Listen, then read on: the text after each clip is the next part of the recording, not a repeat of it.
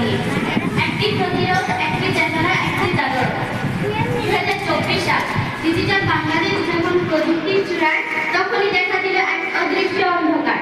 নির্বাচনী অনিয়ম, বাক স্বাধীনতায় বাধা, দুর্নীতি বিস্তার, সব মিলিয়ে জনগণের কণ্ঠরুদ্ধ হবার উপক্রম।